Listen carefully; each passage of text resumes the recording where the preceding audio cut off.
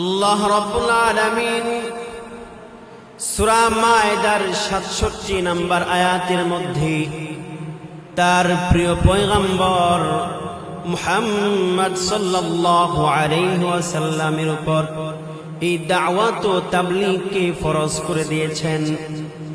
যেমন আল্লাহ রাব্বুল আলামিন বলেন, ইয়া আইয়ুহার রাসূল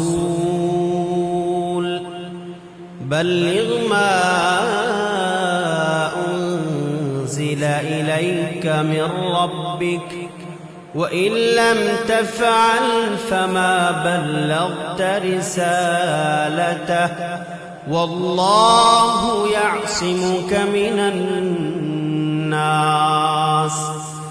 আল্লাহ রাব্বুল আলামিন উক্ত আয়াতের মধ্যে ইরশাদ করতেছেন, ওহে পয়গম্বর, আপনার উপর আপনার প্রতিপালকের পক্ষ থেকে যে বিধান অর্পিত হয়েছে আপনি সেটাকে মানুষের কাছে পৌঁছে দিন, আপনি সেটা মানুষের কাছে তাবলীগ করুন।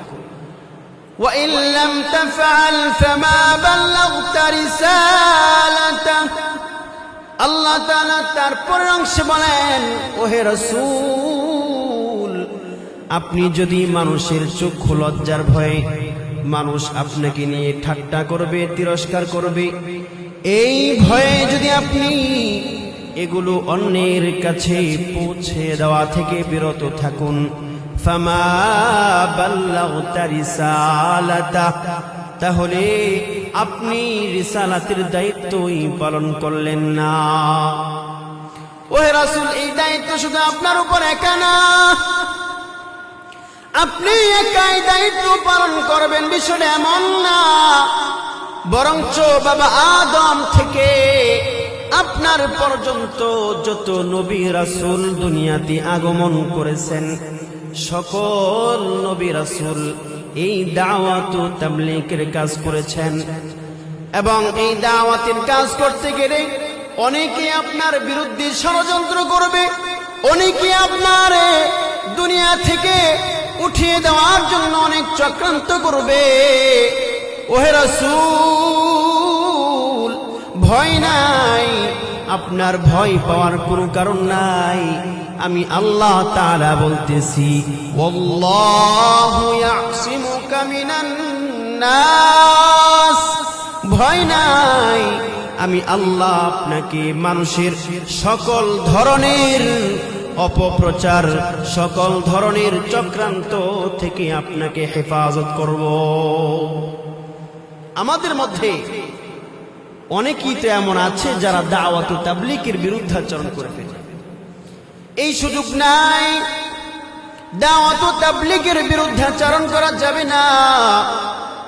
এই আয়াতের মাধ্যমে আল্লাহ তাআলা যেমন তার রাসূলের উপর দাওয়াত ও তাবলীগকে ফরজ করেছেন, ঠিক অনুরূপ ভাবে আল্লাহ তাআলা সূরা আলে ইমরান এর ১১০ নম্বর আয়াতের মধ্যে সমস্ত উম্মতের উপর এই দাওয়াত ও তাবলীগকে ফরজ করেছেন। আল্লাহ তাআলা বলেন, কুনতুম খায়রা উম্মাতিন উখরিজাত লিন-নাস তা'মুরুনা বিল মা'রুফ ওয়া তানহাউনা 'আনিল মুনকার ওয়া তু'মিনুনা বিল্লাহ। আল্লাহ রাব্বুল আলামিন বলেন, শুনো হে উম্মত, আমি পৃথিবীর শুরু থেকে শেষ পর্যন্ত যত মানুষ, যত উম্মত আমি এই জমিনে পাঠাইছি, সকল উম্মতের মধ্যে তোমাদেরকে আমি সর্বশ্রেষ্ঠ বানিয়ে দিয়েছি। কেন দিয়েছি সর্বশ্রেষ্ঠ বানিয়ে দিয়েছি? কেন বানাইছি? আল্লাহ বলেন, উখরিজাত লিন-নাস, তোমাদেরকে বের করা হয়েছে, তোমাদেরকে সৃষ্টি করা হয়েছে, তোমরা মানুষের খেদমত করবা। তা'মুরুনা বিল মা'রুফ, এবং মানুষের সৎ কাজের আদেশ করবা। ওয়া তানহাউনা 'আনিল মুনকার, এবং মানুষকে তোমরা অসৎ কাজ থেকে নিষেধ করবা। এজন্যই শ্রেষ্ঠ। সৎ কাজের আদেশ মানুষকে দিতে হবে, অসৎ কাজ থেকে মানুষকে নিষেধ করতে হবে। এই দুই কারণে আল্লাহ রাব্বুল আলামিন আমাদেরকে শ্রেষ্ঠ বানিয়েছেন। এই আয়াতের মাধ্যমে আল্লাহ রাব্বুল আলামিন সমস্ত উম্মতের উপর দাওয়াত ও তাবলীগকে ফরজ করেছেন। এটার বিরোধিতা করার কোনো সুযোগ না। মুহতারাম হাজরিন, এবং আল্লাহ রাব্বুল আলামিন সূরা আলে ইমরান এর 104 নম্বর আয়াতের মধ্যে বলতেছেন, ওয়ালতাকুম মিনকুম উম্মাতুন ইয়াদউনা ইলাল খায়র ওয়া ইয়া'মুরুনা বিল মা'রুফ ওয়া ইয়ানহাউনা আনিল মুনকার ওয়া উলাইকা হুমুল মুফলিহুন। আল্লাহ রাব্বুল আলামিন বলতেছে, তোমাদের মধ্যে সর্বদাই এমন একটা জামাত থাকা দরকার যারা মানুষকে কল্যাণের দিকে ডাকবে। ওয়ায়ামুরুনা বিল মা'রুফ, এবং মানুষকে সৎ কাজের আদেশ দিবে। ওয়ায়ানহাউনা আনিল মুনকার, এবং মানুষকে অসৎ কাজ থেকে নিষেধ করবে। আল্লাহ রাব্বুল আলামিন এই দুই গুণে গুণান্বিত যারা, তাদেরকেই সফল বলে কুরআনুল কারীমে ঘোষণা দিতেছেন। আল্লাহ বলতেছেন, ওয়া উলাইকা হুমুল মুফলিহুন। এই দুইটা গুণ যাদের ভেতরে থাকবে, আল্লাহ বলেন তারাই সফল কাম। এমন না যে দুনিয়াতে একটা বড় বাড়ি বানাইতে পারছি তো সে সফল, এমন নয়। আমরা তো মনে করি যে দুনিয়াতে সফল ব্যবসায়ী হইতে পারলো, যে দুনিয়াতে প্রতিষ্ঠিত ব্যবসায়ী হইতে পারলো, আমরা মনে করি লোকটা সফল হয়ে গেছে। না না, প্রকৃত সফল তো ওই ব্যক্তি। আল্লাহ রাব্বুল আলামিন কুরআনুল কারীমে বলতেছেন, ফামান যুহজিহা আনিন নার ওয়া উদখিলাল জান্নাতা ফাকাদ ফাজ ওয়া মাল হায়াতুদ দুনিয়া ইল্লা মাতাউল গুরুর। দুনিয়ার মধ্যে বড় বাড়ি বানাইতে পারছে তাহলে সে সফল হয় নাই। দুনিয়ার মধ্যে সে বড় চাকরি পেয়েছে, সফল হয় নাই। দুনিয়ার মধ্যে অনেক ব্যাংক ব্যালেন্স তার হয়েছে, সফল হয় নাই। আল্লাহ তাআলা বলতেছেন, কাল কিয়ামতের কঠিন দিন যে লোকটাকে জাহান্নাম থেকে মুক্তি দিয়া জান্নাতে প্রবেশ করানো হবে, প্রকৃতপক্ষে সেই হইল সফল কাম। এজন্য দাওয়াত ও তাবলীগের বিরুদ্ধাচরণ করা যাবে না। দাওয়াত এটা সকলের উপর ফরজ। আল্লাহ রাব্বুল আলামিন যেমন সূরা আলে ইমরান এর 110 নম্বর আয়াতের মধ্যে এই উম্মতের উপর দাওয়াতকে ফরজ করেছেন, ওরকম ভাবে আল্লাহর হাবিবও তার সমস্ত উম্মতের উপর এই দাওয়াতকে ফরজ করেছেন।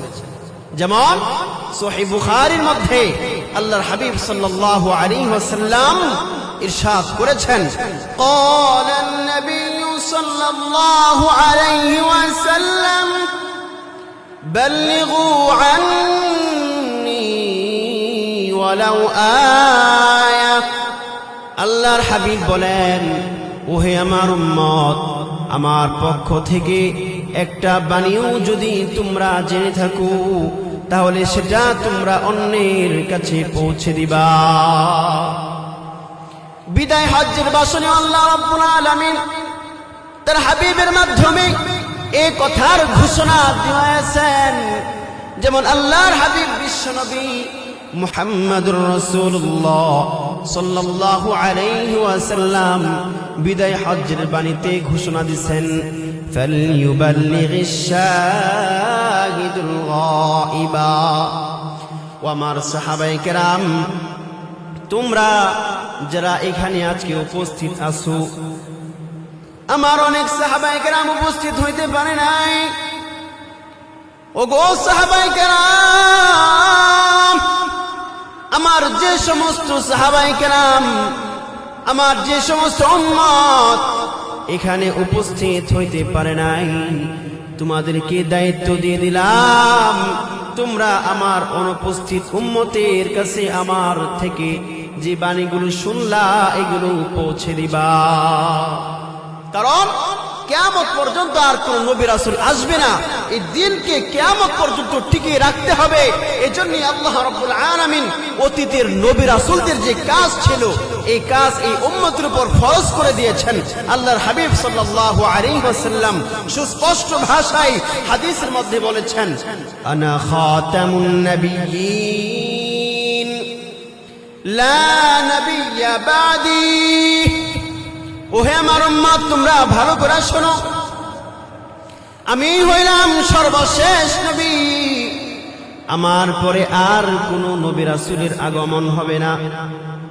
সুতরাং যেহেতু কিয়ামত পর্যন্ত আর কোন নবী রাসূল এই জমিনে আসবে না, কিয়ামত পর্যন্ত দিনকে টিকিয়ে রাখতে তোমাদের জন্য ফরজ হইল এই দাওয়াত ও তাবলীগের কাজ করা। এখন এই দাওয়াতের কাজ যদি আপনি আমি করতে চাই তাহলে অনেক কষ্ট সহ্য করতে হবে। আল্লাহর হাবিব সাল্লাল্লাহু আলাইহি ওয়াসাল্লাম থেকে নিয়ে বাবা আদম আলাইহিস সালাম পর্যন্ত যত নবী রাসূল এই জমিনে দাওয়াতের কাজ করেছেন তাদের প্রত্যেকেই কষ্ট করেছেন। এমনকি হাদিসের মধ্যে তো এমনও বলা হয়েছে, সমস্ত নবী রাসূলদের কষ্ট যদি এক পাল্লায় রাখা হয়, আরেক পাল্লায় যদি আপনার আমার রাসূলের কষ্টকে রাখা হয়, তাহলে আপনার আমার রাসূলের কষ্টের পাল্লাই ভারী হয়ে যাবে। এত কষ্ট করেছেন আল্লাহর হাবিব সাল্লাল্লাহু আলাইহি ওয়াসাল্লাম। যখন মক্কায় দাওয়াতের কাজ দিয়েছেন, কাফেররা বিভিন্ন ধরনের অত্যাচার তার উপর চালিয়েছে। সহিহ বুখারীর মধ্যে হাদিস আসছে, আল্লাহর হাবিব সাল্লাল্লাহু আলাইহি ওয়াসাল্লাম এর উপর যখন এই আয়াত নাজিল হইল, ওয়ানযির আশীরাতাকাল আকরাবিন, ওহে পয়গম্বর, আপনার নিকট আত্মীয়দেরকে আপনি পরকালের ভয় সম্পর্কে ভীতি প্রদর্শন করুন।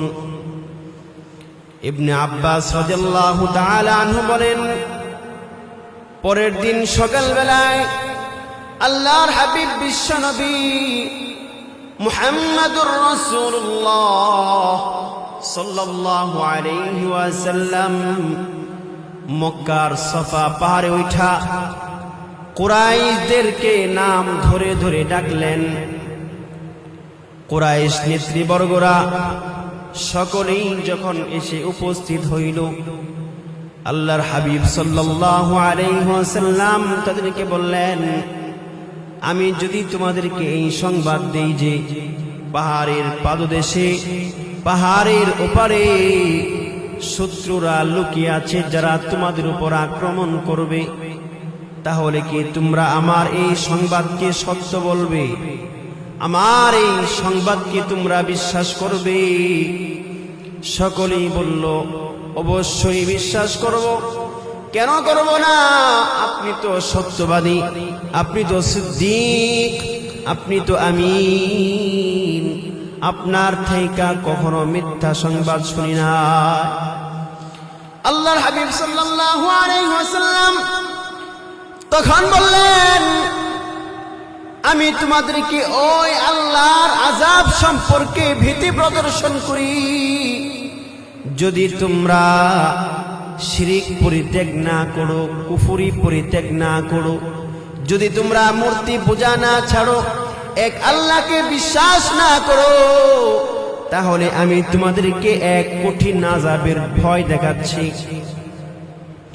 আল্লাহর হাবিব সাল্লাল্লাহু আলাইহি ওয়াসাল্লাম এই কথাটা বলার সাথে সাথে রাসূলের আপন চাচা আবু লাহাব সে উঠে দাঁড়ায়া আল্লাহর হাবিবকে বলতে লাগলো, তাব্বাল্লাকা আলিহাদা জামাআতানা, ওহে মুহাম্মদ, তোমার হাত ধ্বংস হোক, তুমি ধ্বংস হও, এই জন্যই কি তুমি আমাদেরকে একত্রিত করেছো? এই কথা বলে সে রাসূলের উপর একটা পাথর মারার জন্য প্রস্তুত হইল, রাসূলের জন্য বদদুয়া করল। আল্লাহ রাব্বুল আলামিন সাথে সাথে সূরা লাহাব নাযিল করে দিয়েছে। আল্লাহ তাআলা নাযিল করে দিয়েছে, তাব্বাত ইয়াদা আবি লাহাবি ওয়া তাব। ধ্বংস আমার রাসূল হবে না, ধ্বংস আমার দোস্ত হবে না, বরঞ্চ ওই হাত, যে হাত আমার রাসূলের উপর পাথর নিক্ষেপ করার জন্য উদ্যত হয়েছে, ওই হাত ধ্বংস হয়ে গেল। তো বর্তমান জামানায় যারা রাসূলের বিরুদ্ধাচরণ করবে, রাসূলের উত্তর সূরিদের বিরুদ্ধাচরণ করবে, ওয়ারিসে আম্বিয়াদের সাথে যারা বেয়াদবি করবে, তাদের অবস্থাও কিন্তু আবু লাহাবের চাইতেও ভালো হবে না। তাদের অবস্থা কিন্তু আবু লাহাবের চাইতেও আরো ভয়ঙ্কর হয়ে যাইতে পারে। কেমন ভয়ঙ্কর অবস্থা হয়েছিল? আবু লাহাব যখন আল্লাহ রাসূলকে মারার জন্য উদ্যত হইল, আল্লাহ তাআলা সূরা লাহাব নাযিল করা জানায়া দিলেন আবু লাহাবের উভয় হাত ধ্বংস হোক। কেমন ধ্বংস হইছে? বদর যুদ্ধের এক সপ্তাহ পরে আল্লাহ তাআলা ওই রাসূলের দুশমনের গায়ে এক ধরনের বসন্তের মতো রোগ সৃষ্টি করে দিলেন। রোগ সৃষ্টির কারণে কোন সন্তান তার কাছে ভিড়ে না, বন্ধু বান্ধব আত্মীয় স্বজন কেউ তার কাছে ভিড়ে না। এভাবে এক সপ্তাহ ওই বসন্ত রোগে আক্রান্ত হইয়া পরিশেষে সে মৃত্যুবরণ করে, মৃত্যুর পর 3 দিন পর্যন্ত তার লাশটা জমিনের উপর পড়ে রইল। সন্তানরা পর্যন্ত তার কাছে যায় না। সন্তানরা ভয় পায়, হায় হায় যদি বাবার কাছে যাই তাহলে এই রোগটা তো আমাদেরও শরীরে আসতে পারে, আমাদের মধ্যেও সংক্রমণ করতে পারে। এই ভয়ে কেউ তার কাছে যায় না। 3 দিন লাশটা উপরে পড়ে থাকার কারণে দুর্গন্ধ ওখান থেকে বের হওয়া শুরু করছে। এবার পুরো এলাকার মানুষ তার সন্তানদেরকে তিরস্কার করা লাগছে। সন্তানদের কাছে এসে অভিযোগ করতেছে, তোমাদের বাবার লাশের কারণে আমরা কি সমাজে থাকবো না? তোমার বাবার লাশের ব্যবস্থা করো। পরিশেষে সন্তানরা কিছু হাবশী গোলাম ভাড়া করে তার বাবার লাশকে দূর থেকে পাথর নিক্ষেপ করে করে একটা গর্তে ফেলায়া দেয়। তো মুহতারাম হাজিরিন, এই জামানায়ও যারা আশিক রাসূলকে গালি দেবে, যারা আশিক রাসূলের উপর অত্যাচার করবে, যারা নবীওয়ালা কাজের বিরুদ্ধাচরণ করবে, তাদের অবস্থাও কিন্তু আবু লাহাবের মতো হয়ে যাইতে পারে। এই নবীওয়ালা কাজ যারা করবে, আল্লাহ তাআলা তাদের কথা কি সর্বশ্রেষ্ঠ কথা বলছেন। যেমন আল্লাহ তাআলা সূরা ফুসসিলাত এর 33 নম্বর আয়াতের মধ্যে বলতেছেন, ওয়ামান আহসানু কাওলাম মিম্মান দাআ ইলাল্লাহ ওয়া আমিলা সালিহান ওয়া ক্বালা ইন্নানী মিনাল মুসলিমিন। আল্লাহ রাব্বুল আলামিন বলে, ওই ব্যক্তির কথার চাইতে উত্তম কথা আর কার হইতে পারে যে মানুষকে আল্লাহর দিকে ডাকে এবং নিজে নেক আমল করে এবং নিজেকে মুসলমান বলে দাবি করে। আল্লাহ তাআলা বলতেছে, যে লোকটা আল্লাহর দিকে মানুষকে ডাকবে, সৎ কাজের আদেশ করবে, অসৎ কাজের নিষেধ করবে, এই লোকটাই হইল পৃথিবীর সর্বশ্রেষ্ঠ মানুষ। এই লোকের কথাই হইল পৃথিবীর সর্বশ্রেষ্ঠ কথা। এজন্য এই দাওয়াতের কাজের সাথে আমাদের লেগে থাকতে হবে। আপনি আমি যদি এই দাওয়াতের কাজ না করি তাহলেও কিন্তু কিয়ামত পর্যন্ত এই কাজ চলবে। কিন্তু আপনি আমি যদি এইটার সাথে লেগে থাকতে পারি তাহলে আপনার আমার খুশনসিব, আপনার আমার সৌভাগ্য।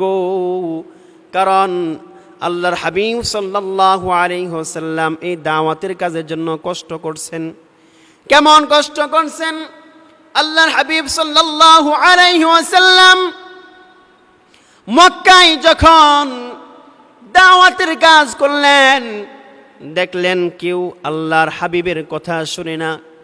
অত্যাচারের সর্বপ্রকার জুলুম, সর্বপ্রকার নির্যাতন রাসূলের উপর যখন শুরু হয়ে গেল, আল্লাহর হাবিব তার আজাদকৃত গোলাম যায়েদ বিন হারেসা রাদিয়াল্লাহু তাআলা আনহুকে সাথে নিয়া তার নানার এলাকাত মক্কা থেকে ৮০ মাইল দূরে যায়েদ বিন হারেসাকে নিয়ে ওখানে পায়ে হেঁটে সফরের জন্য রওনা হয়ে গেলেন।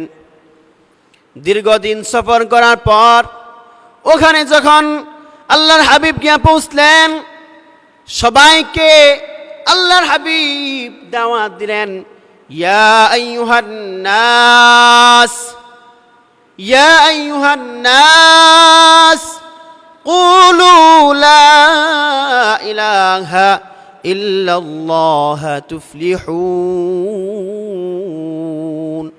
ওখানে গিয়ে দাওয়াত দিতে লাগলেন, ও হে মানুষ, ও দুনিয়াবাসী,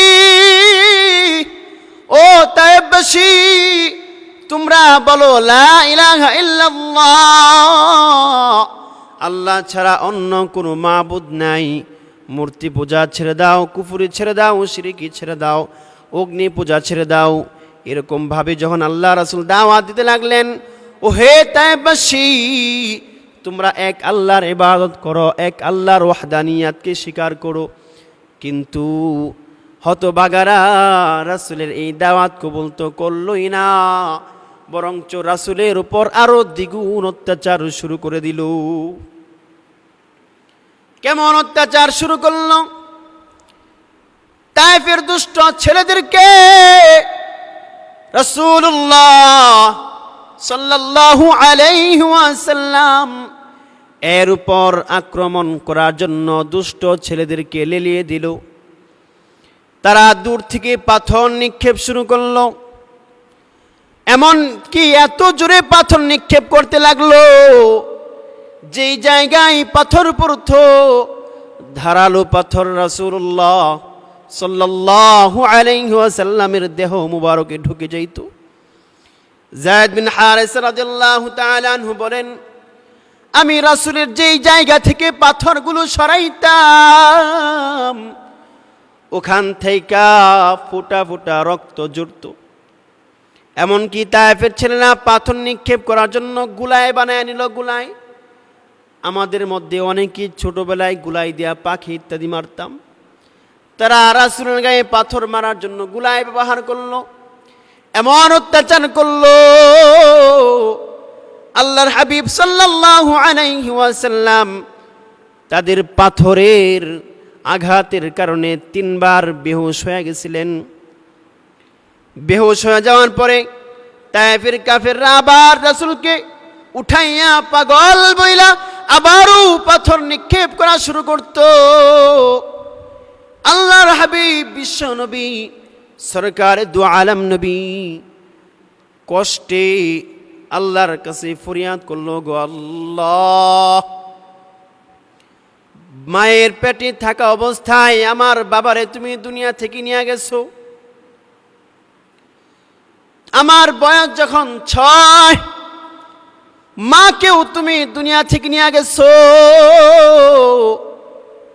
8 বছর বয়সে তুমি আমার দাদারেও দুনিয়া থেকে নিয়ে গেছো। 52 বছর বয়সে তুমি আমার চাচা আব্দুল মুত্তালিব কেউ নিয়ে গেছো, খাজা আবু তালেব কেউ নিয়ে গেছো। ওগো আল্লাহ, আমারে তুমি কার হাতে ছেড়ে দিলা? এই কথা বলে সরকার দু আলম নবী যখন হাউমাউ করে কান্দা দিলেন, আল্লাহ তাআলা এর সমস্ত ফেরেশতা এই কান্নার দৃশ্য দেখে হাউমাউ করে কান্না শুরু করলেন। আল্লাহ তাআলা সাথে সাথে একদল ফেরেশতা পাঠায় বলতেছে, ও ফেরেশতারা যাও, আমার বন্ধু বলে আমি নাকি কার হাতে ছাইরা দিছি, আমার বন্ধুকে গিয়া তোমরা হেফাজত করো। ফেরেশতারা আয়েশা রাসূল সাল্লাল্লাহু আলাইহি ওয়াসাল্লামের সামনে উপস্থিত হয়ে গেছে। হাবিব সাল্লাল্লাহু আলাইহি ওয়াসাল্লামকে বলতেছে, ওগো মুহাম্মদ, আল্লাহ আমাদেরকে পাঠাইছে, যে সমস্ত তায়েববাসী কাফেররা আপনার উপর অত্যাচার করছে, আপনার উপর পাথর নিক্ষেপ করছে, আপনার উপর জুলুম করছে, আপনার যদি অনুমতি হয় এই সমস্ত কাফেরকে দুই পাহাড়ের মাঝে এনে ধূলিসাৎ করে দিব। আল্লাহর হাবিব সাল্লাল্লাহু আলাইহি ওয়াসাল্লাম উম্মতের উপর কতটা দয়ালু। আল্লাহর হাবিব দোয়া করলেন না, সাথে সাথে আয়াত শোনা দিলেন। আল্লাহ তো বলছেন, ওয়ামা আরসালনাকা ইল্লা রাহমাতাল লিল আলামিন। না, ধ্বংস করার দরকার নাই। আল্লাহ তাআলা আমারে দুনিয়াবাসীর জন্য রহমত হিসাবে বানাইছেন, ধ্বংস করার দরকার নাই। সাথে সাথে আল্লাহ তাআলার শাহী দরবারে দুটা হাত উঠাইয়া আল্লাহর হাবিব বলতে লাগলেন, আল্লাহুম্মা গফির লিকওমি ফাইন্নাহুম লা ইয়ালামুন।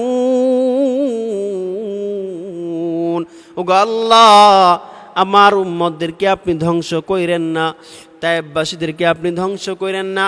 আমার কওম চিনে নাই, আমারে বুঝে নাই, আমার কওমকে আপনি মাফ করে দেন। আল্লাহ, তারে জানি না, আপনি যদি তাদেরকে ধ্বংস করে দেন আমি কার কাছে দ্বীনের দাওয়াত পৌঁছাবো? এই দামি কাজ আপনি আমি করতে রাজি আছি তো ইনশাআল্লাহ?